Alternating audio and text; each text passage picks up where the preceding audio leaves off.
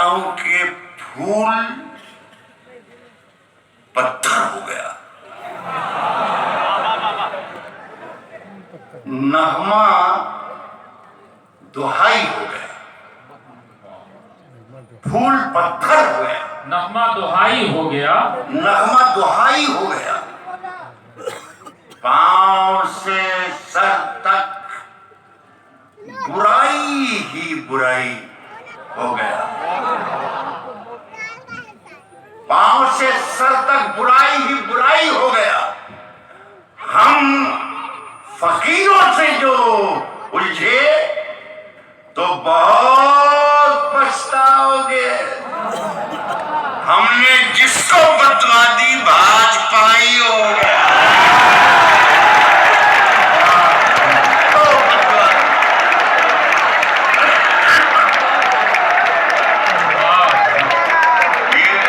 बहुत अच्छे डॉक्टर क्या कहते हैं, फूल पत्थर हो गया। ये बात आप लोग शायद नहीं समझेंगे। हमारे पीछे मेरे बड़े अजीज दोस्त, बड़े मकबूल शायर जौहर कानपुरी बैठे हुए हैं। इनकी बात समझ में आ गई होगी कि अगर ये एहतजाजात जो चल रहे हैं मुल्क में, ये हर 6 महीने में बदलते रहें, सब्जेक्ट बदलते रहे और होते रहें, तो हमारा काम बहुत आसान हो जाता है ना। पुराने जितना जो कैसेट सब डिलीट हो जाते हैं वो फिर से निकल आते हैं। हमने जिसको बदवा दी भाजपाई हो गए, लेकिन सब ताजा होकर सुन रहे हैं आप, तो ये मजा आ रहा है। जिधर से गुजरो धुआं बिछा दो, जिधर से गुजरो धुआं बिछा दो, जहां भी पहुंचो धमाल कर दो।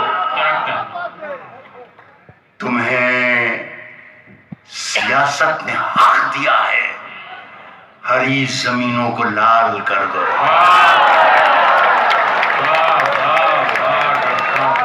जिधर से गुजरो धुआं बिछा दो, जहां भी पहुंचो धमाल कर दो। तुम्हें सियासत ने हक दिया है, हरी जमीनों को लाल कर दो। अपील भी तुम, दलील भी तुम, गवाह भी तुम, वकील भी तुम, जिसे भी चाहो आराम कह दो। जिसे भी चाहो, जिसे भी चाहो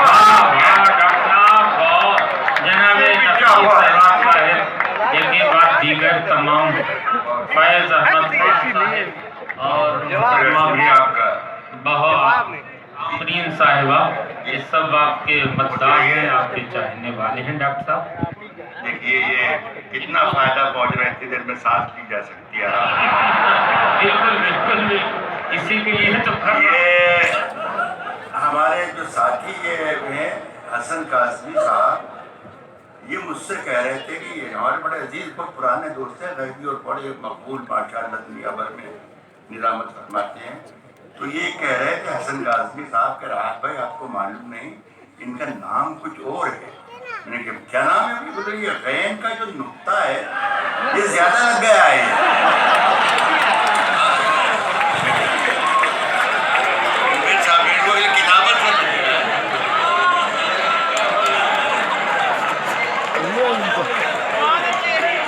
लेकिन मैं नहीं मानता, मैं बिल्कुल नहीं मानता, इसलिए कि ये शायरों के बारे में जितनी गैबी मालूमात इनको हैं, आम लोगों को नहीं है। दोस्तों, मैं कह रहा हूँ कि अपील भी तुम, दलील भी तुम, गवाह भी तुम, वकील भी तुम, जिसे भी चाहो हराम कह दो, जिसे भी चाहो हलाल कर दो, जिसे भी चाहो हलाल कर दो। मैं चाहता ये हूँ दोस्तों के, अब मेरे पास कोई ज़्यादा वक्त नहीं है, लेकिन जब तक हूँ मैं, तो मैं चाहता रहूँ कि मेरे काम दोनों हो जाएं। मतलब मैं एक शायर की हैसियत से भी आपके सामने आ जाऊँ और एक एहतजाजी की हैसियत से भी आपके सामने आ जाऊँ। मेरा ये पिछले दिनों मेरी आँख का ऑपरेशन हुआ है, महीने 1.5 महीने से परेशान हूँ। तो आपने देखा भी होगा कि मेरे 2 साथी मुझे यहाँ मार्ग तक लेकर आए। लेकिन जब ये हुआ हादसा तो मैंने एक शेर कहा है, 2 शेर कहे। कहता हूँ कि अपना आवारा सर झुकाने को, शायरी में भी मेरे साथ हो जाएंगे तो अच्छा लगेगा। अपना आवारा सर झुका, कहता हूं अपना आवारा सर झुकाने को तेरी दहलीज देख लेता हूं।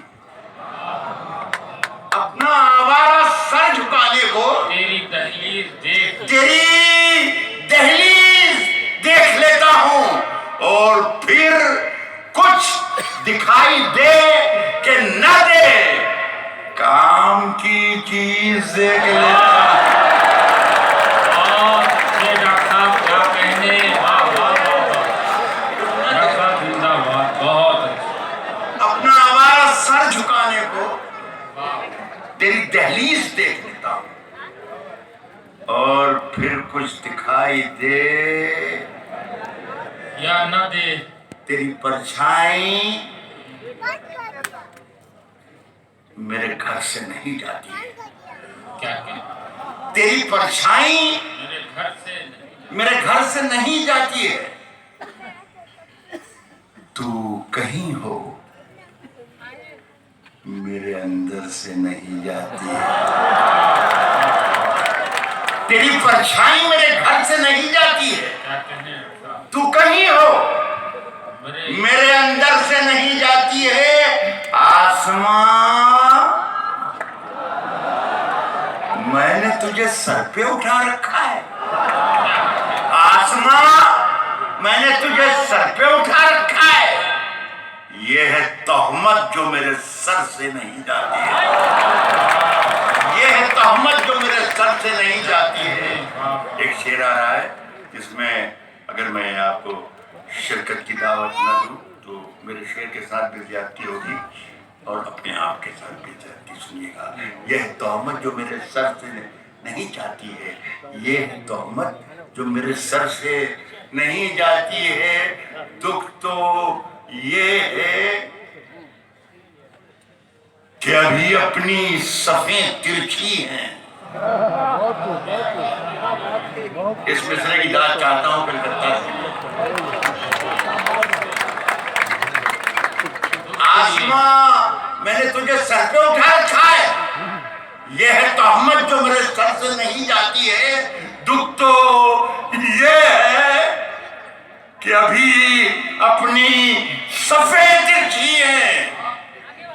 ये खराबी मेरे लश्कर से नहीं जाती है। सफेद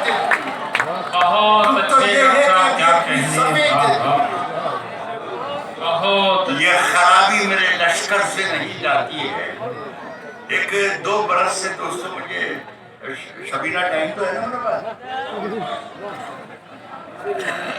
नहीं मेरी वजह से, वो मेरी बेटी है, मेरी वजह से जल्दी से बैठ गई और मैं खुद भी उसे सुनना चाहता था तो मैं उससे पूछ के ही कलाम पढ़ूंगा। तो मैं ये कह रहा हूँ कि पिछले 2 बरस से एक बड़े उलझन में हम शायर और राइटर और लेखक, सहाफ़ी और ये सब लोग पड़े हुए हैं। मोबाइल पर कहीं ट्वीट आता है, कहीं मैसेज आता है, खबर आती है, फ़ोन आते हैं कि राहत भाई, राहत इंदौरी साहब, वो जो आप शेर पढ़ते हैं मुशायरों में, वो शेर पढ़ना बंद कर दीजिए और ये नया शेर जो आपने कहा है वो पढ़ना शुरू कर दीजिए। और वो जो उस शख्स का नाम आप लेते हैं उस शख्स का नाम लेना बिल्कुल बंद कर दें, वरना आपके साथ हादसा हो सकता है। और ये नया नाम जो है ये लेना शुरू कर दें। लेकिन सब हमने खौफ के मारे और सोच के हमने नाम लेना बंद कर दिया। लेकिन इतनी ज़हीन तरीन हिंदुस्तान की पब्लिक है कि हम जिसका नाम नहीं लेते हैं वो समझ जाती है कि जिसका नाम नहीं लिया है उसका नाम क्या है। शेर एक शेर सुनिएगा जिसमें हम नाम नहीं ले रहे हैं, लेकिन अल्लाह करे कि आप समझ जाए। कहता हूं कि ये खराबी मेरे लश्कर से नहीं जाती है, ये खराबी मेरे लश्कर से नहीं जाती है, ये खराबी मेरे लश्कर से नहीं जाती है। दुख तो ये है कि अभी अपनी सफेद, ये शेर पढ़ते पढ़ते खुदा की कसम मेरे सब साथी जान देख रहे हैं, मेरी आंखों में पानी भर आया है। ये खराबी मेरे लश्कर से नहीं जाती है, क्योंकि मैंने आंखों का पानी रोक रखा है। अगर छलक गई आंखें तो आप सोचेंगे कि मनोहर राणा की नकल कर रहा हूं।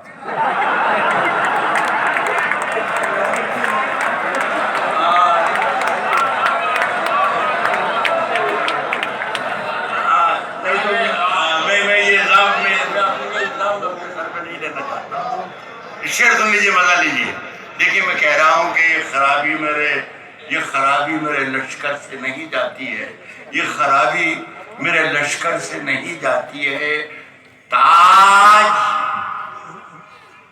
फैसला करके बताइएगा कि मुझे ये मतलब मैं बिल्कुल मुतमईन हो जाऊं कि मेरा शेर एक एक शख्स के साथ पहुंचा है। ये खराबी मेरे लश्कर से नहीं जाती है। ताज मछली ने सफाई का पहन रखा है। दुख तो ये है कि अभी अपनी सफेद तिरछी है। ये खराबी मेरे लश्कर से नहीं जाती है। ताज मछली ने सफाई का पहन रखा है, गंदगी है कि समंदर से नहीं जाती है।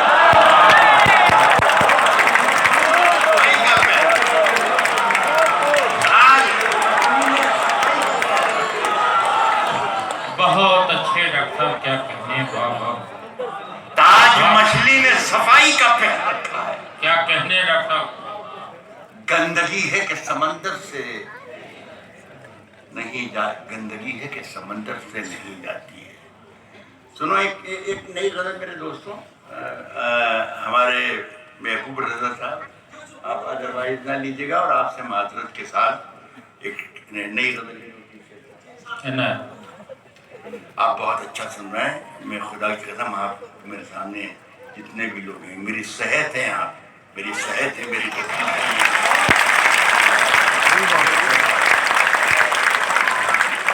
कहता हूं कि सबकी पगड़ी को हवाओं में उछाला जाए।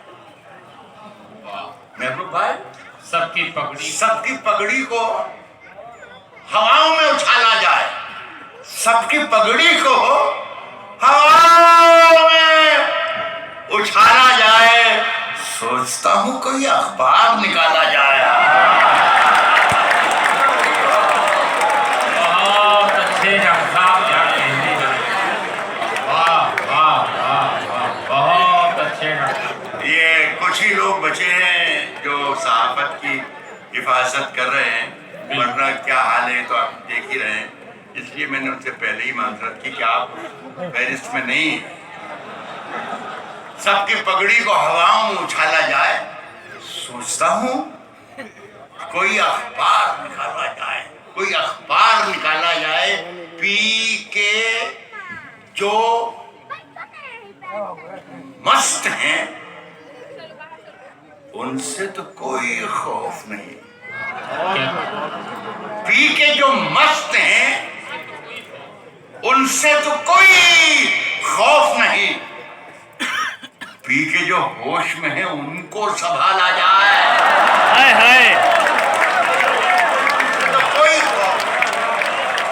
पी के जो मस्त हैं उनसे तो कोई खौफ नहीं। पी के जो होश में है उनको संभाला जाए। एक शेर सुनाना चाहता हूँ। हिंदी गजल के एक बड़ा मशहूर नाम है दुष्यंत कुमार। उनका एक बहुत ही मकबूल तरीन शेर, लेकिन वो शेर पढ़ के और ज़ाया नहीं करना चाहता। सभी जानते होंगे जो दुष्यंत को पढ़ते होंगे, या गजल हिंदी की पढ़ते होंगे, लेकिन मैं उससे इस्तेफादा भी नहीं है।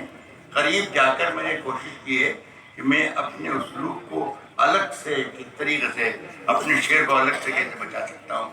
सभी दोस्त सुने, दोस्त सुनो शेर। कह रहा हूँ बहुत ही अच्छा लगता है जब बच्चे हमारे अंग्रेजी बोलते हैं, तो बहुत ही अच्छा लगता है। वाकई उर्दू ने कितनी कमाई। सुनिए दोस्तों, पी के जो मस्त हैं उनसे तो कोई खौफ नहीं, पी के जो होश में हैं उनको संभाला जाए आसमां ही नहीं, जो और चीज सुनना, आसमां ही नहीं, एक चांद भी रहता है यहाँ। आसमां ही नहीं, एक चांद भी रहता है यहाँ।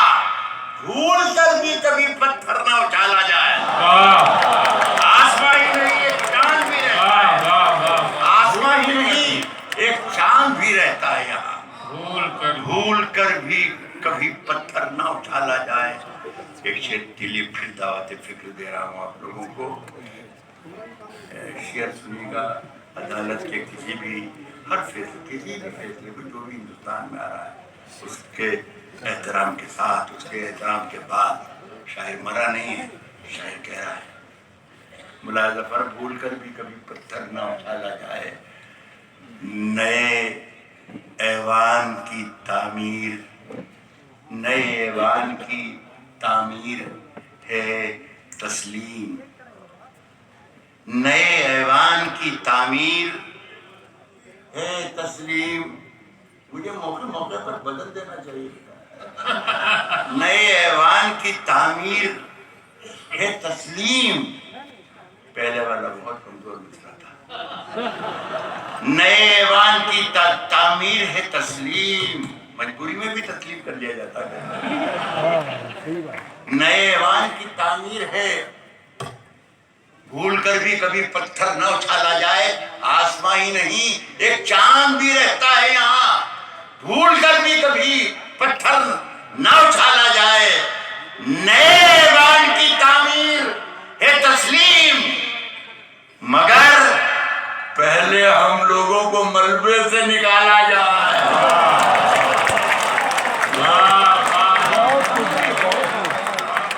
नए ऐवान की तामीर जरूरी है। नए ऐवान की तामीर है तस्लीम, मगर पहले हम लोगों को मलबे से निकाला जाए। पहले हम लोगों को मलबे से निकाला जाए। मेरा वही वाला शुरुआत आज की थी कि बहुत कुछ काम आसान हो जाता है। मेरा ज़मीर, मेरा एतबार बोलता है। क्या कहने? मेरा ज़मीर, मेरा एतबार बोलता है। मेरा एतबार बोलता है। मेरा ज़मीर, मेरा एतबार बोलता है। मेरी जुबान से परवरदिगार बोलता है। मेरा ज़मीर, मेरा एतबार बोलता है। मेरी जुबान से परवरदिगार बोलता है। तेरी जुबान कतरना बहुत जरूरी है। क्या? तेरी जुबान कतरना। यहाँ बड़ी कलकत्ता शहर बड़ा उर्दू का बहुत बड़ा मरकज रहा है। फोर्ट विलियम कॉलेज से अब तक तारीख पढ़ी जाए तो देखा जाए कि उर्दू बहुत संवारा जाएगा। तो बहुत से पढ़े लिखे शायर भी यहाँ बहुत होते हैं कलकत्ता में। तरतीब लिखने वाले भी बहुत हैं। बहुत से लोग अजीब अजीब जुमले कहते हैं वगैरह वगैरह। तो कह लगे साहब राहत साहब आपको तो उर्दू पढ़ दिया करो। ये तेरी जुबान कतरना बहुत ज़रूरी है, ये गलत है। तेरी जुबान कतरनी बहुत ज़रूरी है, ये सही है। ये कलकत्ता वाले ने मुझे बताया। तो मैंने कहा कि मियाँ, ये जिस जुबान का मैं जिक्र कर रहा हूँ, ये जुबान कतरनी से हो ही नहीं सकता काम। कतरना ही मैंने ये शेर कहा कि तेरी जुबान कतरना बहुत जरूरी है। तुझे मर्ज है कि तू बार बार बोलता है। तुझे मर्ज है कि तू बार बार बोलता है और कुछ और काम तो जैसे उसे आता ही नहीं। क्या कहने? शानदार दोस्त।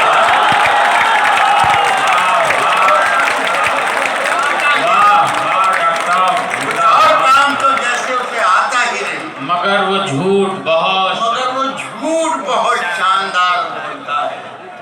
बहुत बहुत शुक्रिया आपका दोस्तों। यहाँ पर आने के बाद मुझे कल ही आ गया था, कल से लगाकर अब तक आज भी सारा दिन मुझे ये दिलाया एहसास मुझे हमारे अजीज महबूब रजा साहब ने कि शायद मुझे एक ही शेर पढ़ के जाना है यहाँ से वापस, तो वो नहीं पढ़ूंगा तो अभी मेरे बहुत से काम महबूब रजा के पास रुके हुए हैं। ये गजल है कि क्या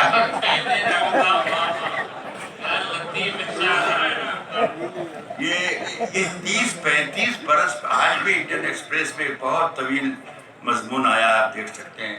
ये शेर अजीब व गरीब हो गया, तो 30-35 बरस पहले गजल कही थी और पढ़ा के फूल भाग भी गए यहाँ वहाँ सभी के खून शामिल और याद भी नहीं रही। 3-4 साल में ये हुआ कि ये फिर से पूरे हिंदुस्तान की जमीन में उग आई और जहाँ जाते हैं वहाँ पर लोग कहते हैं ना वो जरूर पढ़ती है। हम मैं हाजिर करता हूँ ये गजल के बाद। मैं इसलिए आपसे और माजरत भी चाह रहा हूँ कि ये चलिए खैर इतना बातें करने में फायदा ही किया, इतना जितना होना था उतना नहीं हुआ। साहब अगर खिलाफ हैं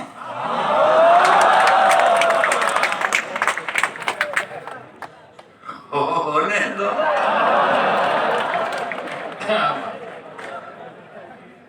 जान थोड़ी है। अगर खिलाफ हैं होने दो, जान थोड़ी है। ये सब धुआं है, कोई आसमान थोड़ी है। ये सब धुआं है, कोई आसमान थोड़ी है। और लगेगी आग तो आएंगे घर के सद में। यहाँ पे सिर्फ हमारा मकान थोड़ी है। लगेगी आग तो आएंगे घर के ही सद में। क्या कहने, यहाँ पे सिर्फ हमारा मकान थोड़ी है, हमारा मकान थोड़ी है। मैं जानता हूँ कि दुश्मन भी कम नहीं। मैं जानता हूँ कि दुश्मन भी कम नहीं, लेकिन हमारी तरह हथेली पे जान थोड़ी। अभी दोस्तों पिछले दिनों ये इसी शेर के साथ ही एक वायरल हुआ वीडियो, उसमें एक साहब तकरीर कर रहे थे।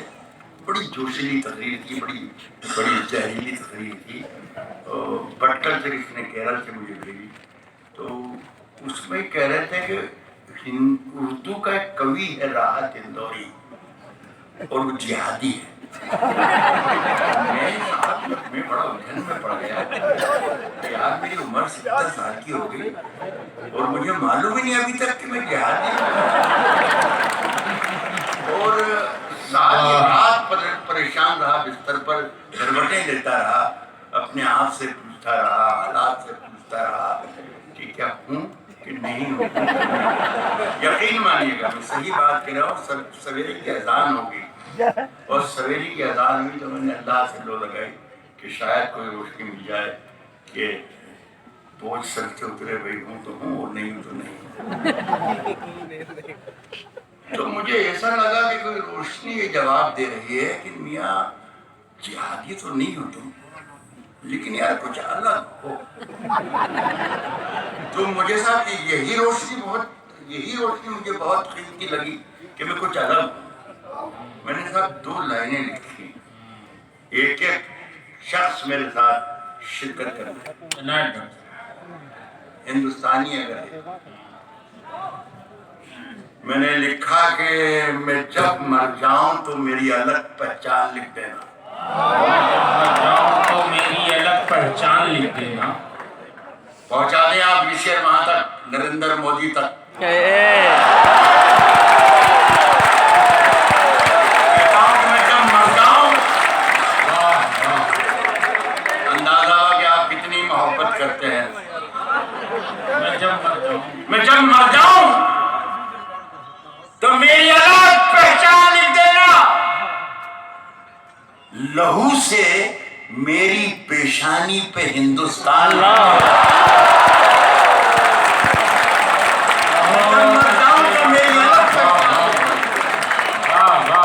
लहू से मेरी पेशानी पे हिंदुस्तान।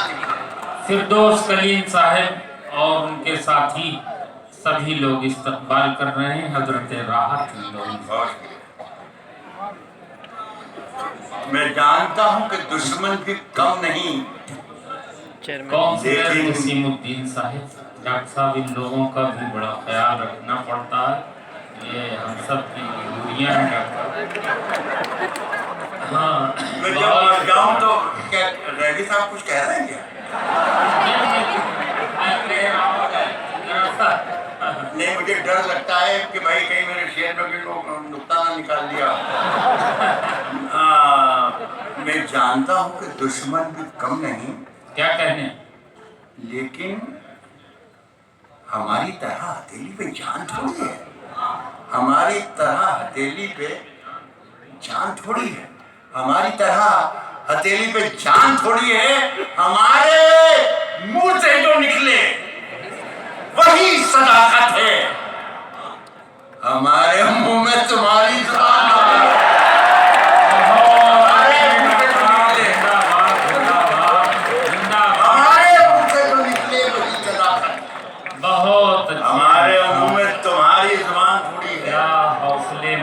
हेलो, हाँ क्या हुआ? यार ये आपने है तो निकल रहे हैं। हम आ रहे हैं। क्या हुआ? कहाँ है तुम? ये घर जा रहा अभी? हाँ, ये तो निकल गई। इस्तेमाल शुदा जो दुपट्टे हैं अपने ही गले में डाल देते हैं। और ये और सारा मैं बहुत देर से देख रहा हूँ, आधे घंटे से ही काम चल रहा है। कम से कम 25 तस्वीरें इनकी उतर चुकी हैं, आप देख लीजिए।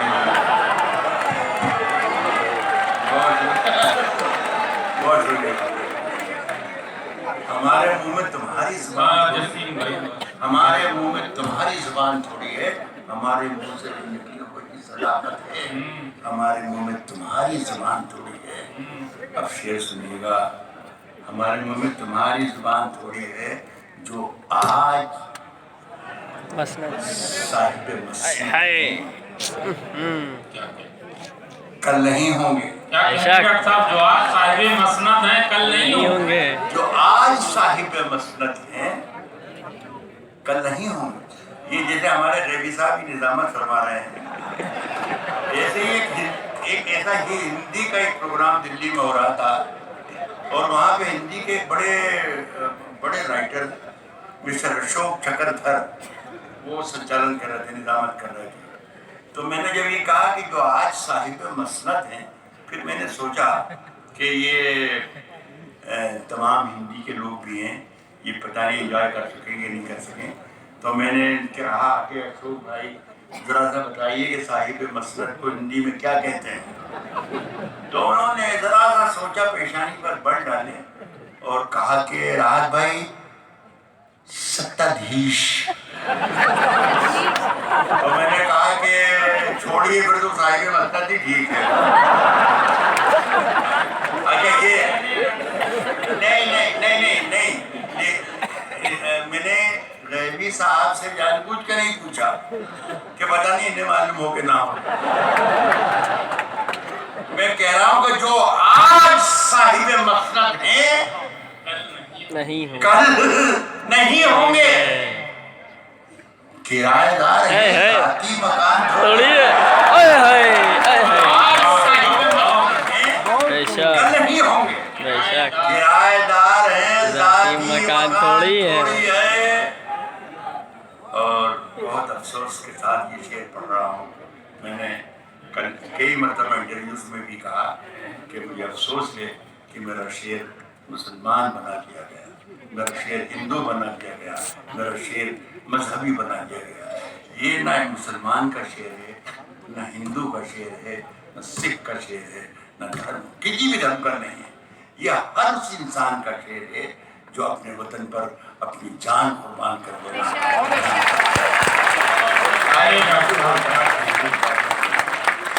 किराएदार हैं, जाती मकान थोड़ी है। किराएदार हैं, जाती मकान थोड़ी है। सभी का खून है शामिल यहाँ की मिट्टी में। सभी का खून है शामिल यहाँ की मिट्टी में। सभी का खून है शामिल यहाँ की मिट्टी में। किसी के बाप का हिंदुस्तान